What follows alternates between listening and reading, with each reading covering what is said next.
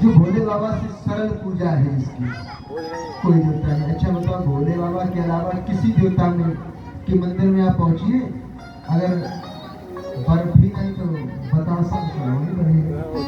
बताओ, अब बतासा कम से कम जो तुमको 11 रुपया चलिए, वो तो चले जाए। अच्छा वो तो चाहिए करेंगे, बिल्कुल बिल्कुल। पैसा लगे।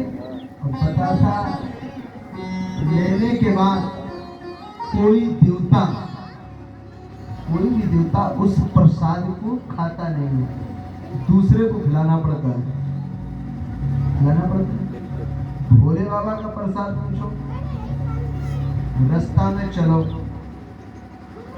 घर में हो अगर तो लोटा मिल जाए अच्छी बात है, ना मिले तो दूध पीपर बरगद, हाथ है कुछ ना मिले तो हाथ तो वही पीपर बरगद का पत्ता उठाओ, धुलैया बनाओ, जल रहे हो।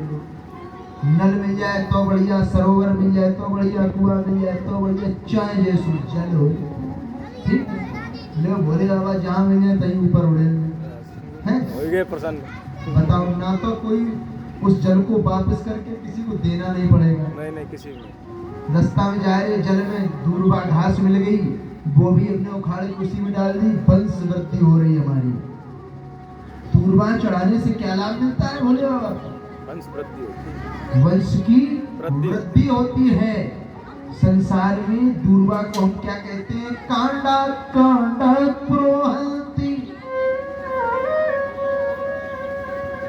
है, कांडात कांडात प्रोहंती कहने का अभिप्राय, दूर्वा को खेत में डाल दो बरसों पड़ी रहे, लेकिन जो ही प्रेम रूपी जल की इस पर बूंद पड़ती तो कांडा कांडा प्रत्येक गांठ से वो पुनः नया एक किला मारती है, हरी भरी हो जाती है। कहने का अभिप्राय, कितना भी हम भोले बाबा पर अगर हम दूर्वा घास चढ़ाते हैं, कितने भी संकट में पड़ते रहे, लेकिन एक बार धर्म रूपी जब हमारे ऊपर परमात्मा की कृपा होगी तो पुनः फिर हरे भरे हो जाएंगे। ये दूर्वा चढ़ाने से लाभ मिलता है।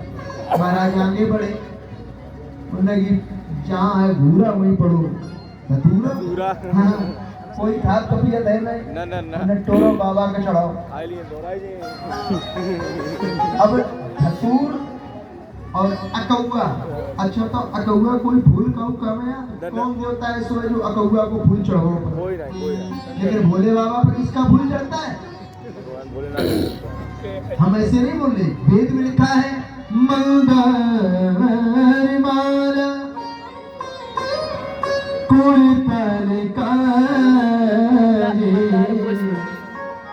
कपाल माला की तो शेखर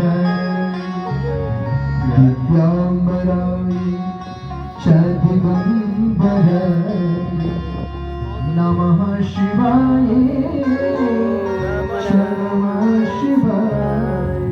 मंदार माला, अकौआ को हम मंदार कहते हैं। महाराज, अकौआ धतूरा चढ़ाने से क्या लाभ मिलता है?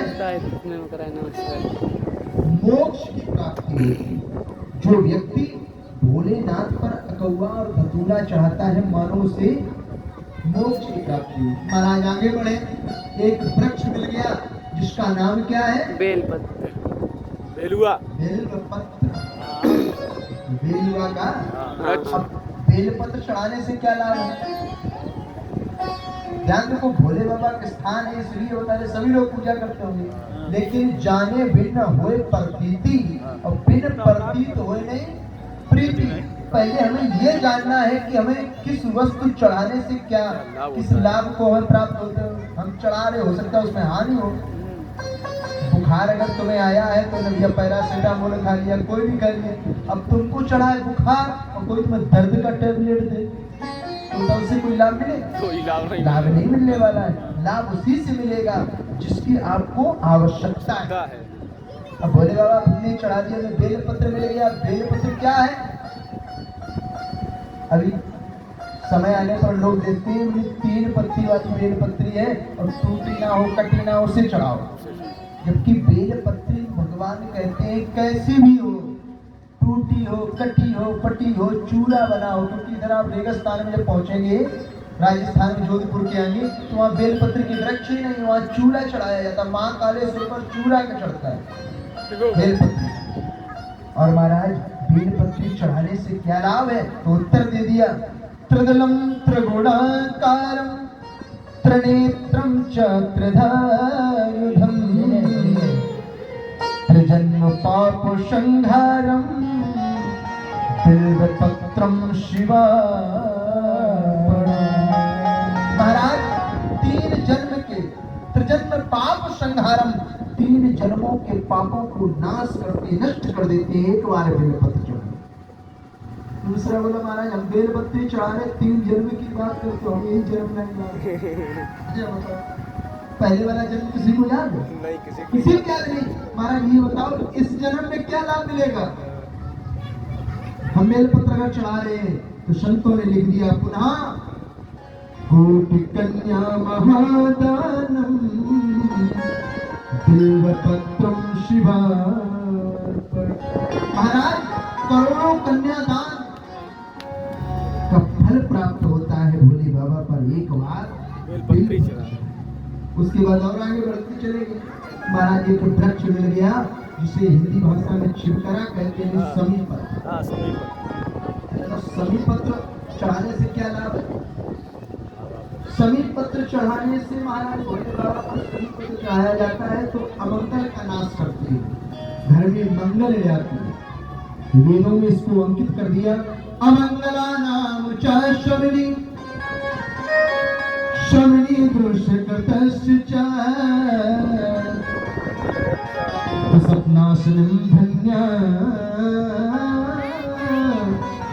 प्रबद्धेहम शमी शुभा।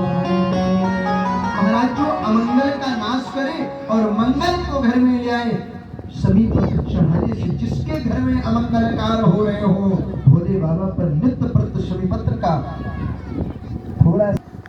महाराज भांग रास्ते मिली है, वो खोटो भोले बाबा पे चढ़ो। अब भांग से क्या लाभ है?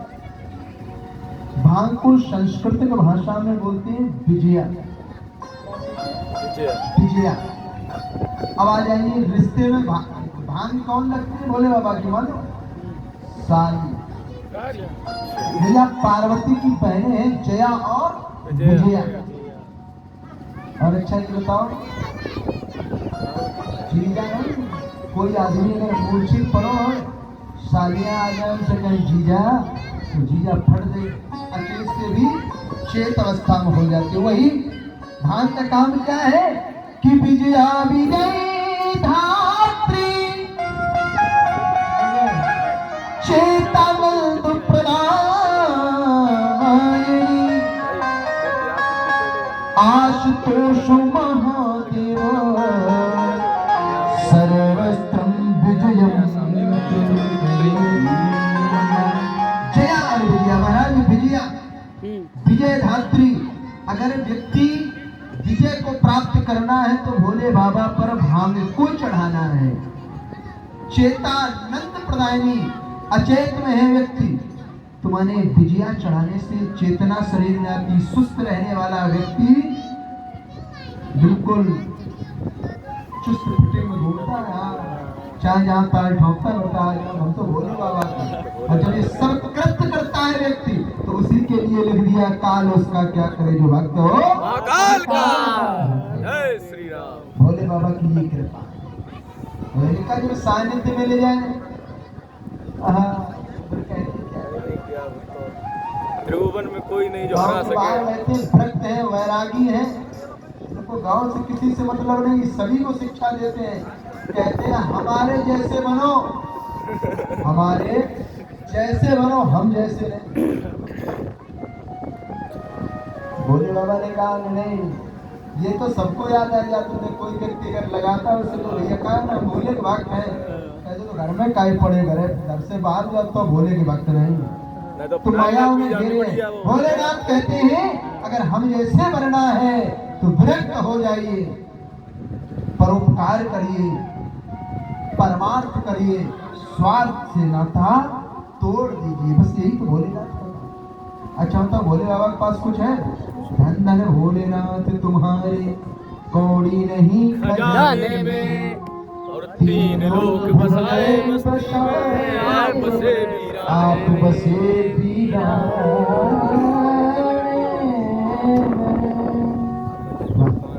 महाराज स्थान क्या मिला? तो कहते हैं वीरान में रहते हैं, लेकिन इनके थोड़े परिवार और मित्र पर थोड़ा नहीं प्रकाश डालते। माता कौन है? साथ में विराजमान जगत की जगदम्बा है, जग की माँ है, माँ जगत जननी आदि शक्ति अम्बा आदि साथ में विराजमान। इनके दो पुत्र हैं। बड़े पुत्र का नाम कार्तिकेय कार्तिकेय जी महाराज और